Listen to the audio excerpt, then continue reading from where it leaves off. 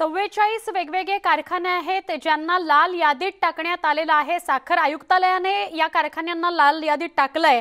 एक माहिती अशी पण समोर येते की हर्षवर्धन पाटील यांच्या कारखान्याचं नाव त्यामध्ये नाही, मात्र इतर अनेक दिग्गज नेत्यांची नावे आहेत ज्यांचे साखर कारखाने लाल यादीत टाकण्यात आलेले आहेत। साखर कारखान्यावर असलेले आक्षेप, एकरकमी FRP मिळत नाही हा पहिला आक्षेप आहे। साखर उतार्यावर अधिकचा घोषित दर नाही हा अजून एक आक्षेप आहे। आमचे प्रतिनिधी वैभव सोनवणे यांच्याकडून मुळात हा सगळा विषय काय, आता महत्त्वाचं पाऊल जे साखर आयुक्तालयाने उचललेलं आहे त्याच्याविषयी सुद्धा जाणून घेऊ। वैभव, काय अधिक सांगाल? खूप मोठ्या नेत्यांच्या साखर कारखान्यांची नावं या लाल यादीमध्ये टाकण्यात आलेली आहेत। मुळात या बातमीचा परिणाम कसा होईल, काय ही बातमी आहे, कशी ती शेतकऱ्यांना फायद्याची आहे, सविस्तर सांगाल?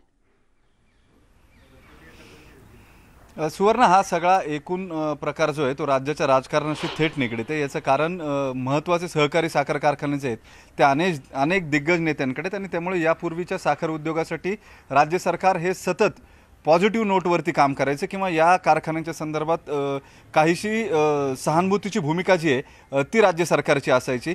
यंदा पहिल्यांदाच राज्य सरकारनं कॅबिनेटमध्ये हा निर्णय घेतला आणि राज्याचे साखर आयुक्त जे आहेत शेखर गायकवाड, त्यांनी चांगले कारखाने आणि वाईट कारखाने असं सेपरेशन केलेलं आहे थेट, आणि हे सगळं शेतकऱ्यांसाठी मार्गदर्शक तत्व म्हणून जाहीर करण्यात आलेले आहे। शेतकऱ्यांनी जे कारखाने वेळेवर FRP देत नाहीत, मूळ हा तक्ता जो तयार करण्यात आला आहे तो FRPच्या आधारावरती तयार करण्यात आलेला आहे। एकरकमी FRP न देणारे कारखाने हंगामाच्या शेवटी गळीत पूर्ण होईपर्यंत FRPची पूर्ण रक्कम न देणारे कारखाने, अशा सगळ्या कारखान्यांवरती लाल फुला ज्या आहेत त्या साखर आयुक्तालयाकडून मारण्यात आल्यात।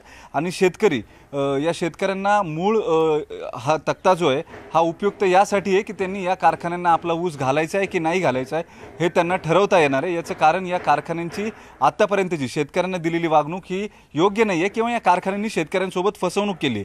अनेक टप्प्यांवर ही फसवणूक केली जाते। वजन काट्यांवरती शेतकऱ्यांचे काटे जे आहेत ते कमी केले जातात किंवा वजनं कमी केली जातात ऊसाची, त्याबरोबर साखर उतारा जो आहे तो कमी दाखवला जातो। बाय प्रोडक्ट्समध्ये साखर उतारा जास्त वापरला गेल्यानंतर एकूण उतारा जो आहे क्रशिंगमधला तो साखरेचा कमी होतो, आणि या सगळ्या अशा वेगवेगळ्या टेक्निक्स वापरून शेतकऱ्याला दिले जाणारे पैसे जे आहेत ते पैसे कमी केले जातात।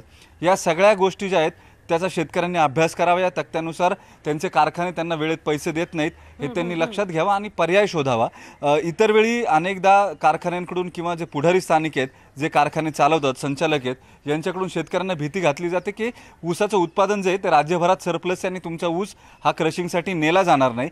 तर या परिपत्रकामध्ये साखर आयुक्तालयाकडून हेही सांगण्यात आले की यावर्षी 80,000 टन क्रशिंगची कॅपॅसिटी जी आहे ती 190 कारखान्यांनी मिळून वाढलेली आहे, आणि राज्यातलं ऊसाचं उत्पादन जे ते त्या तुलनेमध्ये पूर्ण एकूण एक ऊस जो आहे त्याचं गाळप केलं जाईल इतक्या क्षमतेपेक्षा जास्त कारखान्यांची क्षमता आहे। त्यामुळे शेतकऱ्यांनी अशाही खोट्या माहितीला भुलू नये किंवा घाबरू नये, जेणेकरून त्यांना याच कारखान्यांना ऊस घालावा लागेल। अनेक वेगवेगळ्या टॅक्टिक्स असतात ज्या शेतकऱ्यांना फसवण्यासाठी वापरल्या जातात, स्थानिक स्तरावरती दबावाचे प्रयत्न केले जातात। मात्र या सगळ्याच्या बाहेर जाऊन शेतकऱ्यांनी जे कारखाने एकरकमी FRPचे पैसे वेळेत देतात अशाच कारखान्यांना ऊस घालावा, असंही आवाहन साखर आयुक्तांकडून करण्यात आलं। साखर आयुक्तालयाकडून दरवर्षी अशा प्रकारची यादी काढली जाणार आहे का वैभव? आणि जसं तू आता उत्तरात त्याचा उल्लेख केलास की शेतकऱ्याला अशा प्रकारची यादी समोर आल्यानंतर सुद्धा इतर अवेलेबिलिटी आणि पॉसिबिलिटी असणार आहे का की त्याचा ऊस त्याच्याच शेतात राहणार नाही, तो कारखान्यापर्यंत पोहोचेल? हा, नक्कीच साखर आयुक्तालयाने तेही स्पष्टीकरण दिले। प्रादेशिक कार्यालयांमध्ये ऊसाची नोंदणी ते करू शकतात। जर ऊस त्यांनी नेला नाही, ज्या कारखान्यांचे जे सभासद आहेत तिथे ऊस गेला नाही तर इतर ठिकाणी तो जाण्यासाठी प्रादेशिक कार्यालयामध्ये नोंदी केल्या जाऊ शकतात। साखर आयुक्तालयामार्फत इतर कारखान्यांना तो ऊस पाठवण्यासाठीचं नियोजन जे किंवा कम्युनिकेशन जे ते केलं जाऊ शकतं। केवळ शेतकऱ्यांनी ऊस जाणार नाही या भीतीपोटी कारखान्यांना ऊस द्यायचा आणि त्यांनी FRP द्यायची नाही असे अनेक नाडलेले शेतकरी हे वर्षानुवर्ष साखर आयुक्तालयामध्ये येऊन आंदोलनं करत असतात। ही सगळी प्रक्रिया होऊ नये, शेतकऱ्यांनी आधीच शहाणं व्हावा आणि जे लोक पैसे देतील त्यांच्याकडे नेऊन ऊस घालावा। इतका साधा सोपा उद्देश जो आहे तो या परिपत्रकाचा आहे। इतका साधा उद्देश गेले अनेक वर्ष यशस्वी होत नसल्यामुळं इतके आंदोलनं आणि शेतकऱ्यांची नाराजी जी आहे ती ओढावी लागते। आणि मुळात सगळ्यात काय तर जे साखर कारखानदार या अशा पद्धतीने शेतकऱ्यांची फसवणूक करतात ते अकाउंटेबल राहत नाही, त्यांनाही कुठला दणका बसत नाही। आणि त्यामुळे या सगळ्या हे एक एकूण महत्त्वाचं प्रक्रियेनंतर पाऊल जेव्हा वैभव म्हणता येईल। वैभव, मी आपल्याला विनंती करेन आपण असेच सोबत राहा।